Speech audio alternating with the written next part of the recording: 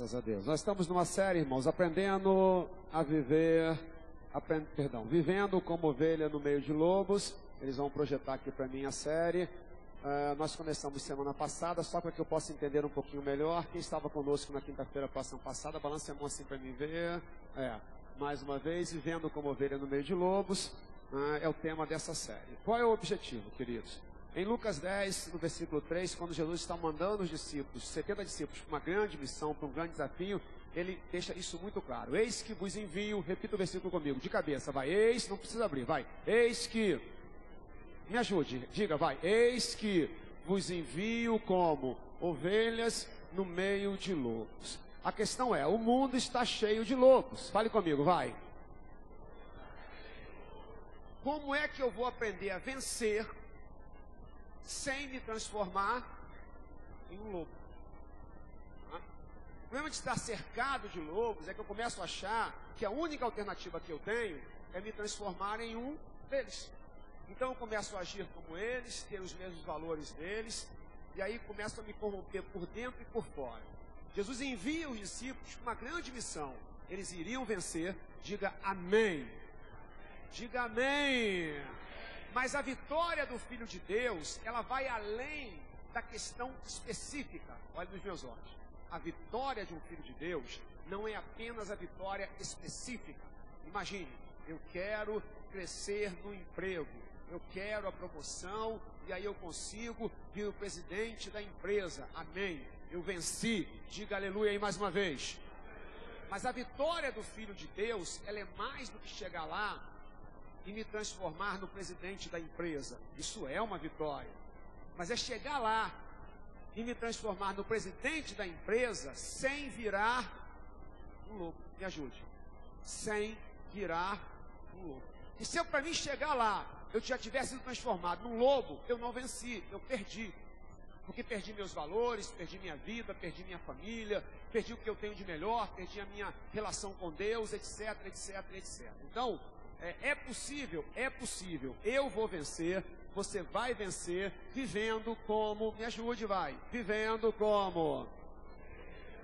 Agora, igual o Cascadura sabe fazer, ninguém faz igual o Cascadura. Vivendo como. Hoje, a segunda mensagem, aprendendo com José. Vai comigo, vai. Aprendendo com. Davi fala isso no Salmo 51, não precisa abrir, ali do 10 a 12, ele fala, cria em mim, ó Deus, um coração puro e renova em mim um espírito inabalável. Não retires de mim o teu Espírito Santo.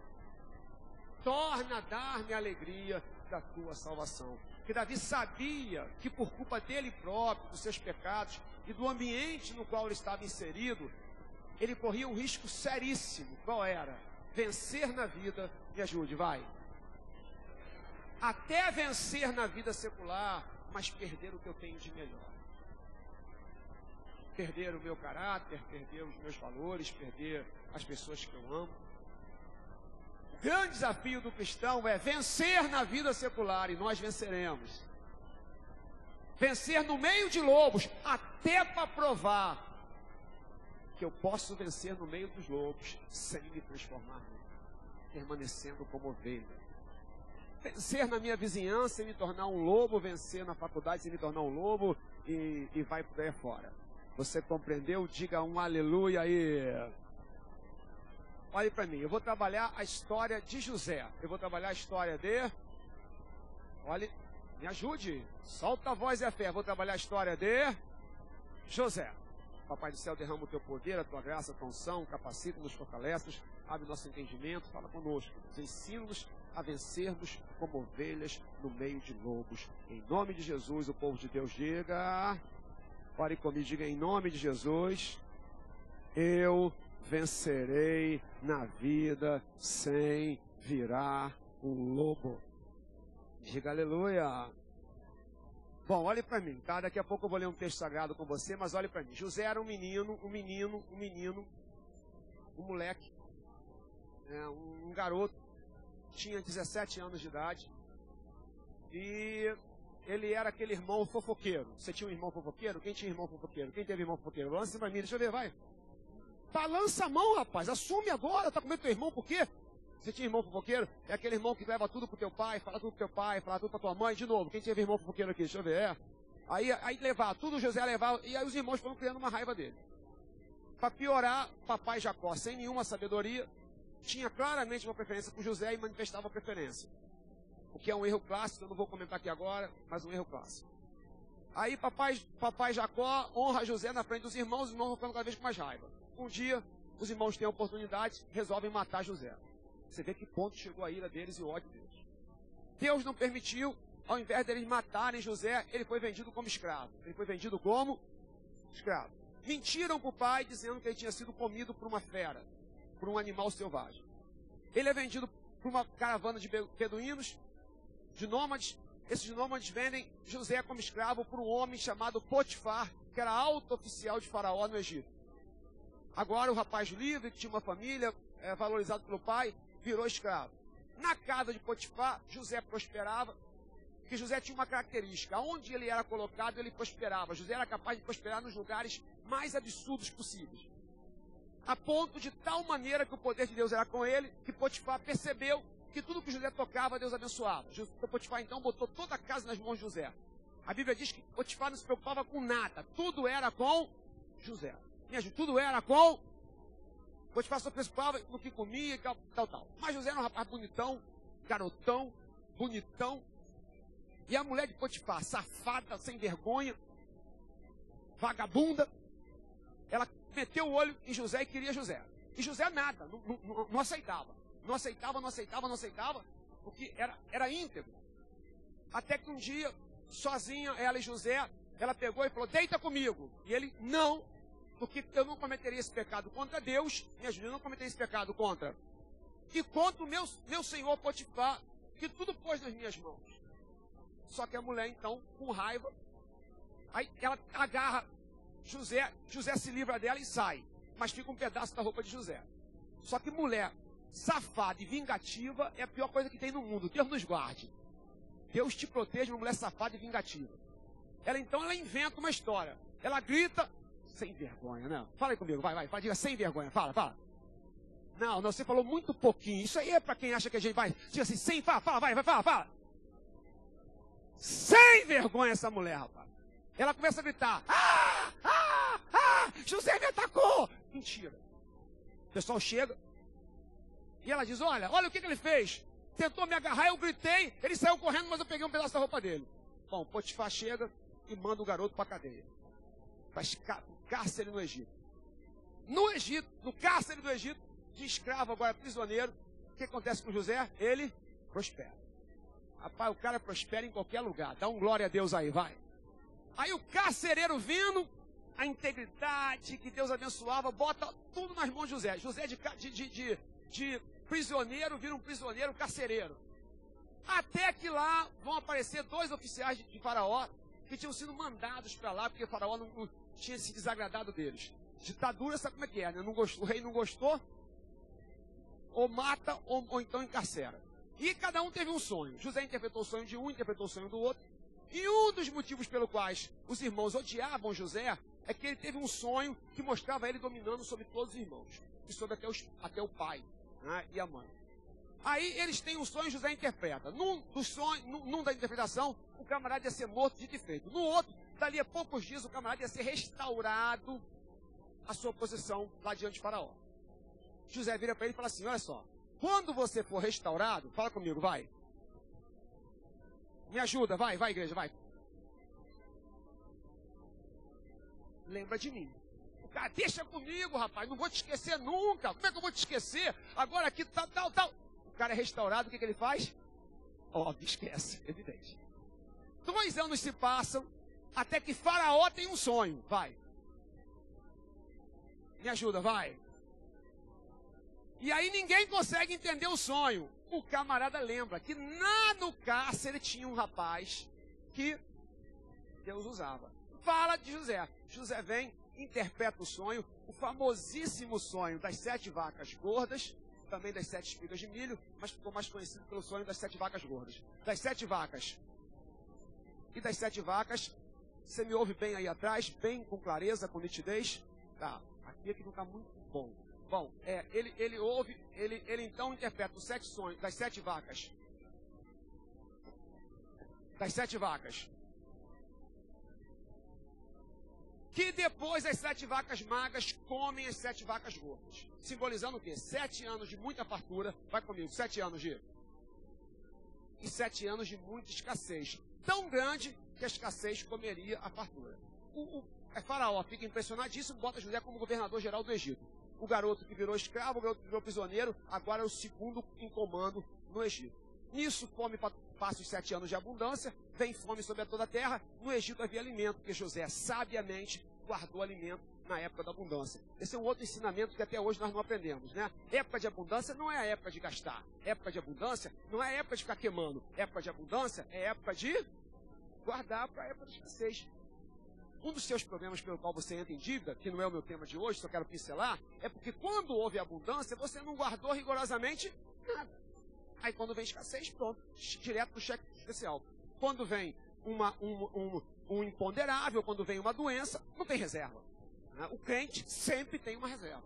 Enfim, aí abundância, escassez e tal. Quem vem lá na época da escassez? Vem os irmãos de José. José arma toda uma situação ali, que eu não vou entrar em detalhes, porque não é o meu contexto aqui agora, até que José se faz revelar aos seus irmãos. Os irmãos ficam completamente estupefatos. Como é que aquele menino virou o governador geral do Egito? Mas José perdoa, e depois o pai dele vem, e eles então são restaurados, e a graça do Senhor é derramada. Você entendeu? Diga aleluia. Diga aleluia. Diga glória a Deus. Gênesis capítulo 37, estamos prontos para ler o iniciozinho dessa história. E então eu falar para vocês de 9 características de José que me ensinam a ser ovelha no meio de lobos, a vencer como ovelha no meio de lobos. Gênesis 37, versículo 1. Diz assim: habitou Jacó na terra das peregrinações de seu pai, na terra de Canaã. Essa é a história de Jacó. Tendo José 17 anos, apacentava os rebanhos com seus irmãos, sendo ainda jovem, acompanhava os filhos de Bila e os filhos de Zilpa, mulheres de seu pai, e trazia mais notícias deles a seu pai. Ora, Israel, que é Jacó, amava mais a José que a todos os seus filhos, porque era filho da sua velhice, e fez uma túnica talar de mangas curtas. Vendo, pois, seus irmãos que o pai o amava mais que a todos os outros filhos, odiaram-no, e já não lhe podiam falar pacificamente. Teve José um sonho, e o relatou aos seus irmãos, por isso o odiaram ainda mais. Pois lhes disse: rogo-vos, ouvi esse sonho que tive. Versículo 7. Atávamos feixes no campo, e eis que o meu feixe se levantou e ficou em pé, e os vossos feixes o rodeavam e se inclinavam perante o meu. Então lhe disseram seus irmãos: reinarás com efeito sobre nós? E sobre nós dominarás realmente? E com isso tanto mais o odiavam por causa dos seus sonhos e de suas palavras. Ele ainda do sonho, e o referiu a seus irmãos, dizendo: sonhei também que o sol, a lua e 11 estrelas se inclinavam perante mim. As 11 estrelas eram os 11 irmãos, o sol era o pai, a lua era a mãe. Contando a seu pai e a seus irmãos, repreendeu o pai e lhe disse: que sonho é esse que tiveste? Acaso viremos eu e tua mãe, acaso viremos eu e tua mãe e teus irmãos a inclinar-nos perante ti em terra? Seus irmãos lhe tinham ciúmes, o pai, no entanto, considerava o caso consigo mesmo. 9 características que eu posso aprender com José a vencer na vida sem me transformar num lobo. Uma, a capacidade de olhar para frente. Fale comigo, a capacidade, fale bem alto, igual cascadura, vai, a capacidade. Não abra Gênesis 41, 51, apenas ouça, diz assim: José chamou o primogênito, ao seu primogênito chamou de Manassés. Lá no Egito, já restaurado, ele teve 2 filhos. Ao primogênito chamou de Manassés, pois disse: Deus me fez esquecer de todos os meus trabalhos e de toda a casa de meu pai. Se você pegar o original, você vai ver que ele está dizendo assim: Deus me fez esquecer de todo o meu sofrimento. Fale comigo, Deus me fez esquecer. Quando ele diz que Deus fez ele esquecer, não significa que Deus deu uma amnésia nele. Não significa que literalmente ele se esqueceu. Significa que ele conseguiu superar o passado. Me ajude. Significa que ele conseguiu. Olhe para mim. Eu jamais serei um vencedor como Deus quer que eu seja. Eu posso até conseguir um emprego. eu posso até conseguir uma promoção, eu posso até crescer financeiramente, mas eu perderei a minha alma e eu não quero perder a minha alma. Eu perderei os meus valores, eu não quero perder os meus valores. Eu perderei o que eu tenho de melhor e eu não vou perder o que eu tenho de melhor. Eu perderei a minha família e eu não perderei a minha família. A única maneira de eu vencer lá fora e vencer aqui dentro, e vencer aqui dentro também, e vencer dentro da minha casa é vencendo como ovelha. Vencer como lobo para mim não é vitória, porque é arrebentar com tudo que eu tenho de mais precioso. E isso não adianta, isso eu não quero. Quero aprender com José, e a gente nessa série vai aprender biblicamente como é possível manter a integridade, vencer como ovelha, porque a vitória para a gente só serve se for como ovelha. Diga glória a Deus. Se for para dar na cara dos outros, não serve. Se for para mentir igual os outros mentem, não serve. Se for para ser safado igual os outros são, não serve. Se for para ser picareta igual os outros são, não serve. Se for para perder o casamento, não serve. Se for perder os meus filhos, não serve. Se for perder a minha relação com Deus, não serve. Eu quero a vitória que a Bíblia me promete. É vitória com Deus, é vitória com a família, é vitória com os filhos, é vitória com a igreja, é ser vitorioso como ovelha. Diga glória a Deus. Diga glória a Deus. E aí eu preciso, pelo menos hoje, aprender 9 coisas. Uma, olhar para frente. Fale comigo, vai. Se eu olhar para trás, eu vou virando lobo, porque eu lembro da mágoa, eu lembro do ressentimento, eu lembro da tristeza, eu lembro daquele dia em que você falou aquilo para mim, e aquilo vai me corroendo, e aquilo vai me arrebentando. Eu quero vencer como ovelha e vou vencer. Eu preciso da capacidade de José de olhar para frente. Ao contrário da gente que dá nome porque acha bonito, ou porque gostou do nome, na época era muito comum dar nome de acordo com o significado. E Manassés quer dizer exatamente isso. Quer dizer que eu esqueci o que ficou para trás. Ou se você preferir, no nosso contexto, que eu estou olhando para frente. Vamos olhar para frente. Vamos olhar para frente. Diga em nome de Jesus, vamos olhar. Diga em nome, vamos olhar. Vamos olhar. Se eu não aprender a olhar para frente, estou perdido. 2, irmãos, a capacidade de ver a mão de Deus. Fale comigo, a capacidade.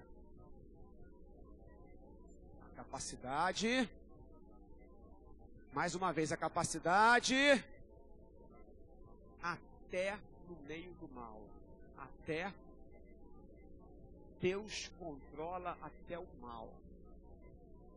Até aquilo que parece um desastre está sob o controle de Deus. Gênesis 45, versículo 5, quando ele se revela aos irmãos, não abra, só acompanhe ouvindo aqui. Quando ele se revela aos irmãos, os irmãos ficam apavorados, que pensam o seguinte: ele vai matar todo mundo agora, né? Ele vai matar todo mundo, porque nós quisemos matá-lo, vendemos ele como escravo, ele vai se vingar. E aí ele vira para os irmãos e fala assim: agora pois, olha José falando para os irmãos, agora pois, não vos entristeçais, nem vos irriteis contra vós mesmos, por me haverdes vendido para quê? Porque para a preservação da vida, Deus me enviou adiante de vós. Sabe o que ele vê? Ele consegue ver a mão de Deus no meio da tragédia. Ele consegue ver a mão de Deus no meio do mal. Ele consegue ver o cuidado de Deus no meio da dor. Se eu quero conservar um coração de ovelha, eu preciso ver a mão de Deus no meio da dor. Estão fazendo mal contra mim, mas eu sei que a mão do Senhor está comigo. 3, a capacidade de 9. 3, a capacidade de não se deixar tomar pelo desespero. Fale comigo, a capacidade, igual cascadora, me ajude, vai, igual cascadora, de não se deixar tomar, pela amargura. O mesmo versículo, quando ele vira para os irmãos, ele consolando os irmãos desesperados de medo, e ele fala assim: não se entristeçam, Deus me enviou para cá, para preservar a vida de todo mundo. Ele vê o cuidado de Deus, ele vê o zelo de Deus. Ao invés de se tornar uma pessoa amarga, ressentida, desesperada, e olha que tinha motivos. Você sai da casa do seu papai, me ajude, você sai aonde você é o filhinho do papai e é jogado num buraco, numa cisterna, num poço. Dali tiram você, te vendem como escravo. Você vai parar na casa de outro cara vendido de novo como escravo. Lá, a safada da mulher do cara finge que você a violentou. Vai parar na cadeia. Aí na cadeia, o camarada que você ajuda, ele se esquece de você. Ele tinha... Anos vão se passando. E ele permanece, não se desespera, não se deixa tomar pelo desespero. É certo que em alguns momentos ele falou, meu Deus. É certo que em alguns momentos ele teve angústia, mas ele não se deixa tomar pelo desespero, ele não se deixa tomar pela amargura, ele de alguma maneira sabe, de alguma maneira ele crê que a mão de Deus permanece naquele lugar.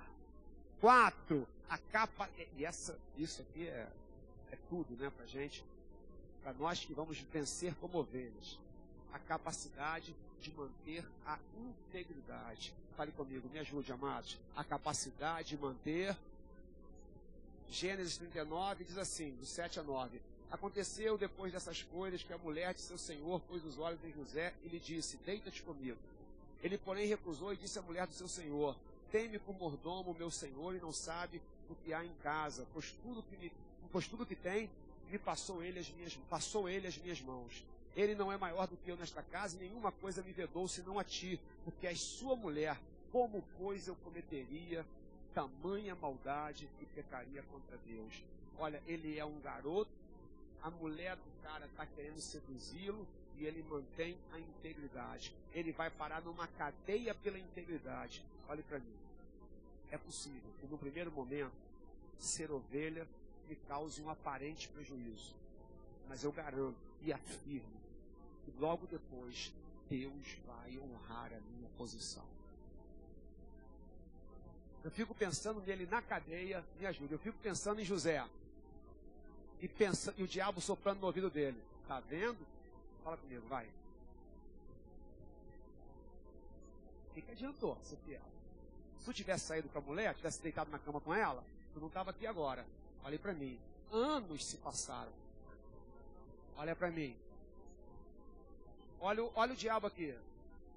Fala. Ó, tá vendo? O que adiantou estar na igreja? O que adiantou ser honesto? O que adiantou orar? Ó, viu fulano? Fulano deitou na cama lá com a mulher, lá tá bem, lá tá fora, e você aqui dentro. Mas eu fico pensando também, quando a hora chegou, e ele, governador-geral do Egito, toda a turma que deitou com a mulher. Com as mulheres, né? Olha pra mim. Deus honrará a minha integridade. Mesmo que num primeiro momento pareça um prejuízo, daqui a pouco, todos verão que o Senhor honra as suas ovelhas. 4, a capacidade de manter a integridade. 5, a capacidade de jamais se afastar da presença de Deus. Me ajude, a capacidade. Me ajude, a capacidade. Se você pegar a cada momento, na casa de Potifar e mesmo na cadeia, aqui por exemplo, 39, versículo 2, o Senhor era com José, que veio a ser homem próspero, e estava na casa do seu senhor egípcio, lá com Faraó. Se você pegar, lá com Potifar, se você pegar dentro do cárcere, você vai ver assim, o Senhor era com José. Se você pegar lá com Faraó já como governador, e o Senhor era com José. Por quê? Porque Deus quer estar comigo. Fala comigo, vai. Fala bem alto, igreja. Vamos lá, vai. Deus, mas muitas vezes eu não suporto estar com Deus. Porque eu acho que não vale a pena. Porque eu acho que a minha fidelidade não foi recompensada. Porque eu acho, de que adiantou eu ser íntegro? De que adiantou eu preservar?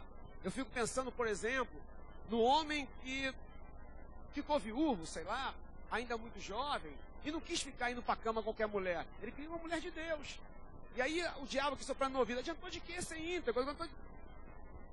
Deus era com José, porque José teve a capacidade de não se afastar da presença de Deus. Se eu mantiver a minha integridade, eu não me afastarei da presença do Senhor. O Senhor será comigo e a glória do Senhor vai resplandecer. Diga aleluia, queridos. Diga aleluia.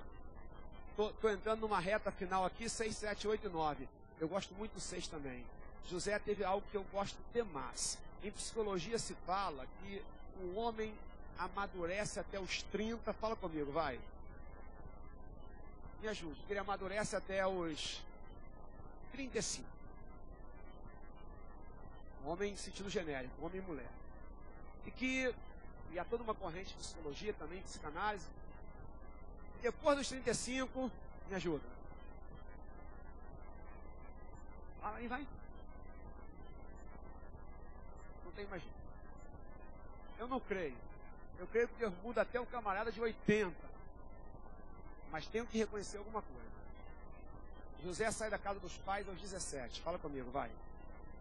José sai da casa dos pais. Aos 30, a história dele está sendo completamente transformada. Tá?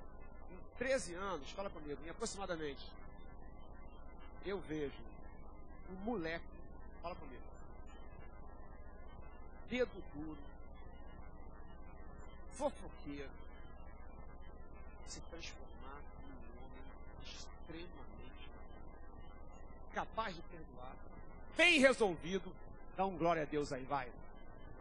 Capaz de perdoar, capaz de liderar, capaz de tomar conta de um povo inteiro. Não sei se você sabe, Faraó era um entre muitos senhores.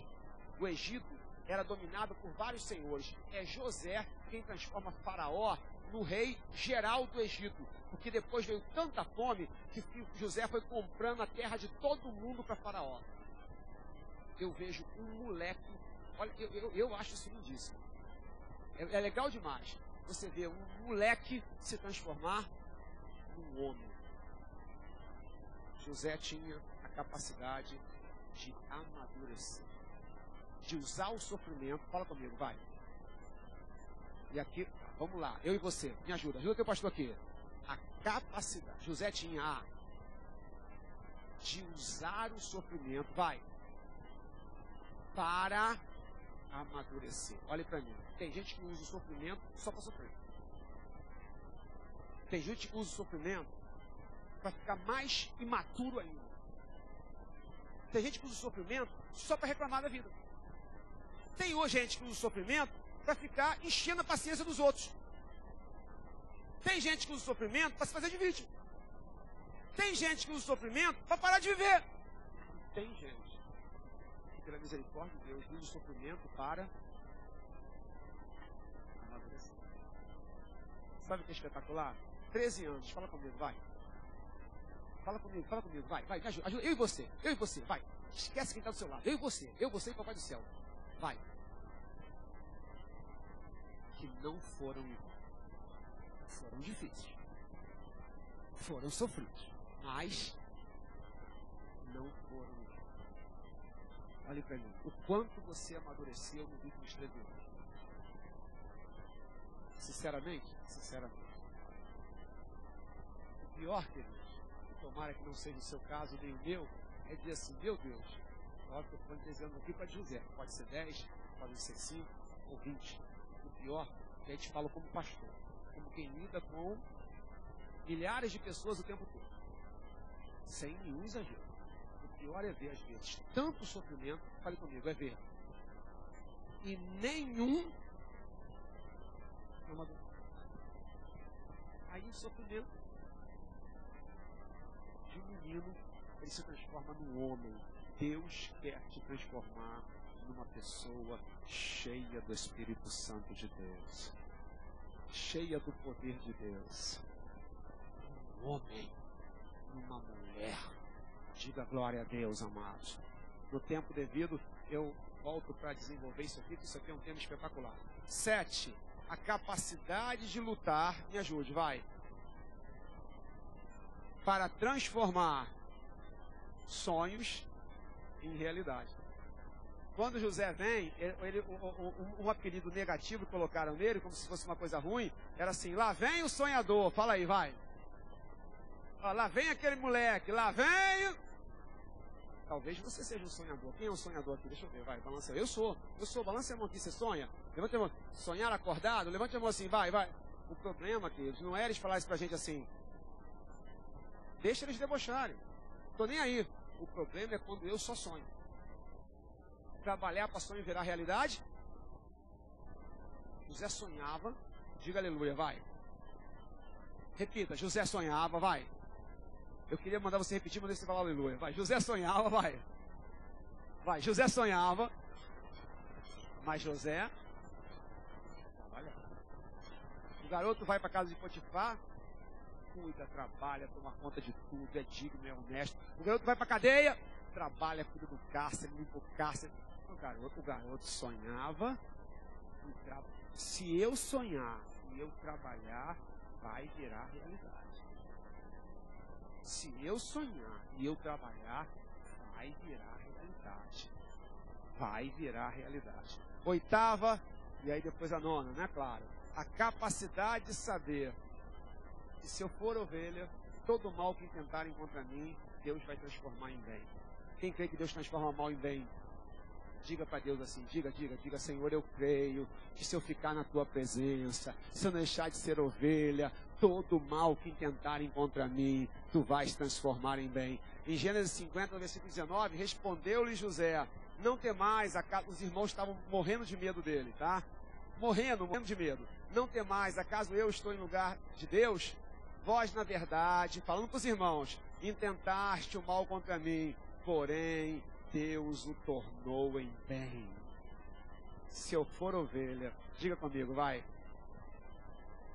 Me ajuda, vai. Se eu, o mal que os lobos intentarem contra mim, Deus transforma em bem. E nono e último, a capacidade de esperar. Pois José sabia que se ele continuasse como ovelha, a hora da virada, fala comigo. Fala comigo. Fala comigo. Iria chegar. Sabe qual era a hora da virada de José?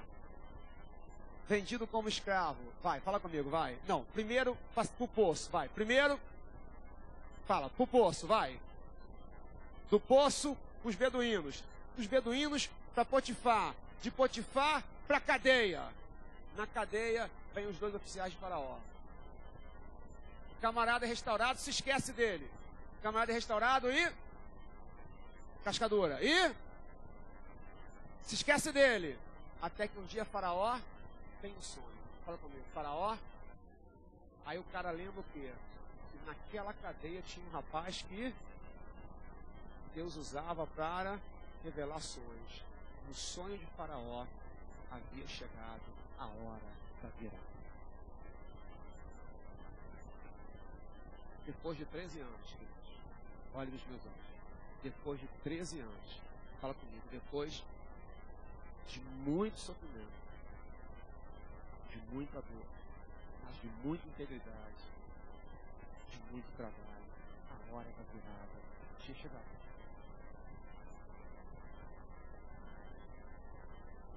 A ovelha sabe que a hora da virada vai chegar.